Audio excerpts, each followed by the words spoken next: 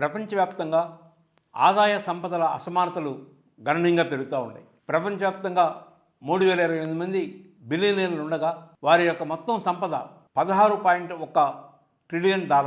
అంటే భారతదేశంలో 146 కోట్ల మంది సంపాదించిన సంపద కన్నా 4 రెట్లు ఎక్కువ సంపద ఈ 3,000 కుటుంబాల్లో చేతుల్లో పోగై ఉంది. భారతదేశంలో కూడా దాదాపు 285 మంది బిలియనీర్లు ఉంటే వీరి సంపద భారతదేశం యొక్క మొత్తం సంపదలో 40%.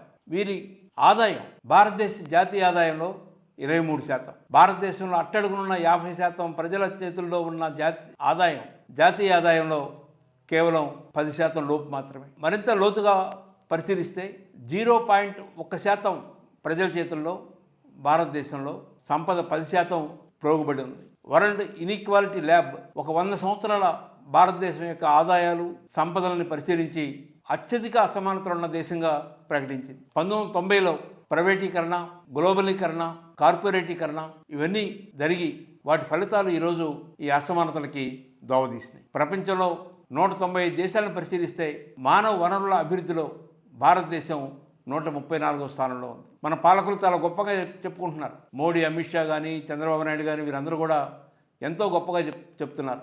భారతదేశం ప్రపంచంలో 4వ అతిపెద్ద ఆర్థిక వ్యవస్థగా ఏర్పడిందని. అది వాస్తవం. కానీ మరో కోణం పరిశీలిస్తే ఈ అభివృద్ధి ఎవరికి దక్కుతుంది, ఎవరి దగ్గరికి చేరింది అనేది ఆలోచించాలి. అమెరికా, చైనా, జర్మనీ తర్వాత 4వ స్థానంలో భారతదేశం ఉంది. కానీ తలసరి ఆదాయం తీసుకుంటే 124వ స్థానంలో ఉంది.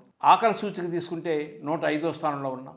ఆనందాయక సూచిక తీసుకుంటే 111వ స్థానంలో ఉన్నాం. ఇట్లా అక్షరాస్యత కానీ, పేదరికం కానీ ఏది తీసుకున్నా కూడా భారతదేశం అట్టడుగున ఉంటున్న పరిస్థితిని గమనిస్తూ ఉన్నాం. అంటే ఈ దేశంలో ఈ కార్పొరేటీకరణ ఎక్కువ పెరిగి అధికార పార్టీలు వారికి అండదండలు అందిస్తూ క్రోనీ క్యాపిటలిజం గణనీయంగా పెరగడం వలన ఈ దేశంలో ఉన్న పోర్ట్లు, విమానాశ్రయాలు, బొగ్గు, మైనింగ్, విద్యుత్తు అన్ని రంగాలు కార్పొరేటీకరణకి బలైపోతూ ఉన్నాయి. వారి చేతుల్లో సంపద పోగుపడుతూ ఉంది. భారతదేశ జనాభాలో రోజుకు $100 లోపు మాత్రమే ఆదాయం పొందుతున్న వాళ్ళు కొన్ని కోట్ల మంది ఉన్న పరిస్థితి. ప్రపంచంలో ఉన్న ప్రతి ముగ్గురు నిరక్షరాస్యుల్లో ఒకరు భారతీయుడిగా ఉంటున్న పరిస్థితి. ప్రపంచంలో ఉన్న ప్రతి ముగ్గురు పేదవాళ్ళలో ఒకడు భారతీయుడిగా ఉంటున్న పరిస్థితి. ప్రపంచంలో ఉన్న నిరుద్యోగుల్లో అత్యధిక నిరుద్యోగత కలిగిన దేశంగా భారతదేశం ఉంది. మనం చెప్పుకుంటున్నాం 15 నుంచి 64 సంవత్సరాల మధ్య వయసు వారు 54% ఉన్నారని, అది దేశ సంపదకి ఉపయోగపడుతుందని, సమాజ పురోగమనానికి తోడ్పడుతుందని. కానీ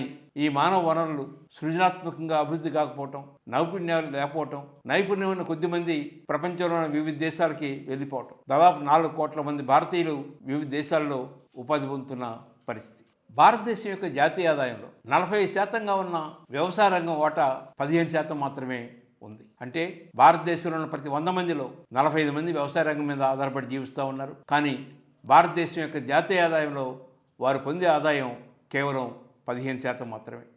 మన రాష్ట్ర ముఖ్యమంత్రి నారా చంద్రబాబు నాయుడు గారు పేదరిక నిర్మూలనకి P4 అనే ఒక పథకాన్ని ప్రజల ముందు ఉంచారు. ఇది ఒక రకమైన మంచి పద్ధతే, మంచి మార్గం. కానీ దీంతోపాటు ఈ బిలియనర్ల మీద, ఈ కుబేరుల మీద సంపద పన్నుని, వారసత్వ ఆస్తి హక్కు పన్నుని పెద్ద ఎత్తున విధించగలిగితే ఈ అసమానతలు తగ్గుతాయి. పేదరిక నిర్మూలనకి ప్రభుత్వం మరిన్ని మంచి కార్యక్రమాలని, మంచి సంక్షేమ పథకాలని అమలులోకి తీసుకురావడానికి అవకాశం ఉంటుంది. ఈ అదానీ, అంబానీ, ఆంధ్రప్రదేశ్లో సిద్ధి సాయి ఎలక్ట్రికల్స్ లేక మెగా ఇలాంటి రకరకాల కంపెనీలు ప్రభుత్వాల యొక్క అండదండలతో విపరీతంగా సంపాదిస్తున్న పరిస్థితిని చూస్తూ ఉన్నాం. వారిపై సంపద పన్నుని, ఆస్తి హక్కు, వారసత్వ ఆస్తి హక్కు పన్నుని గణనీయంగా విధించగలిగితే ఆ వచ్చిన ఆదాయాన్ని ప్రజా సంక్షేమానికి, పేదల అభివృద్ధికి ఉపయోగిస్తే బాగుంటుంది.